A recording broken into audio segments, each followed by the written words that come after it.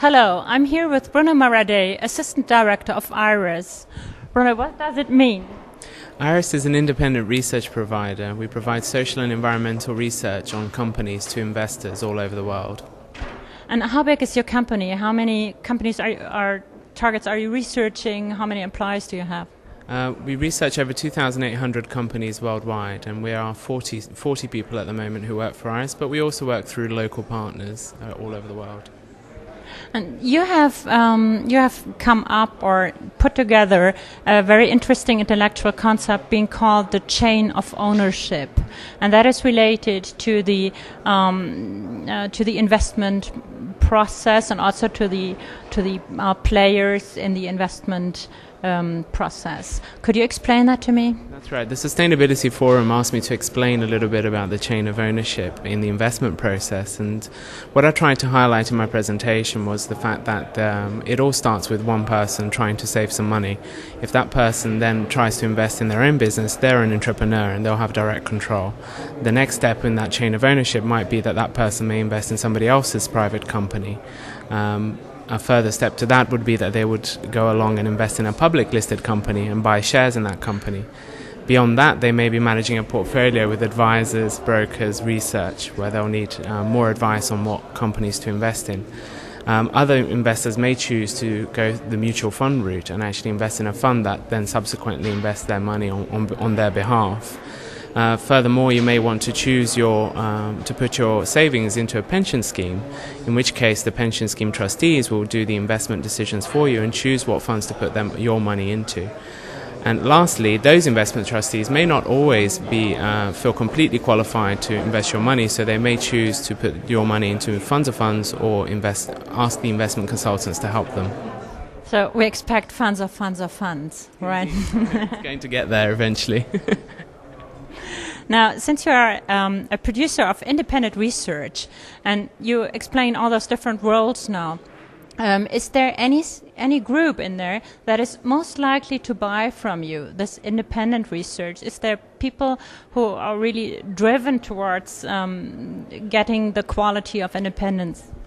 We provide the information only for investors or investment managers, so we don't provide any information for money anyway to companies, because we believe in the importance of independence and not taking money from the companies that we research. So we do provide information to investors, the underlying investors, individual investors who call us up and want to know about the companies that they're investing in, or we provide that information to pension funds and to foundations that may have investments, as well as their fund managers as well. How important is the notion of quality in what you provide? Quality is of paramount importance, especially in a world where you're talking about very soft information. There's no standards in what we do. So recently IRIS has worked with many other research agencies to set up the voluntary quality standards for our industry, because we found that there was a real demand from investors to have some sort of standardization of the quality standards for extra financial information or social and environmental information. You also said that CEOs move out of the door very quickly these days. The average time of on the job is deteriorating. Does that influence the quality of your research? Well, it makes it more difficult for us to do our research. Inevitably, if CEOs are moving quickly, it means company strategies is also changing quickly, which means it's extraordinarily important to stay on top of what the company is disclosing and what the company is doing. At IRIS, we're one of the very few research agencies doing annual research on European companies. We try to stay on top of the companies as much as possible, so that we're always on top of the latest information that the company has and the latest strategy. And that's an inevitable consequence of large CEO turnover. And does the CEO have influence on the level of transparency that you are being provided with from a particular company?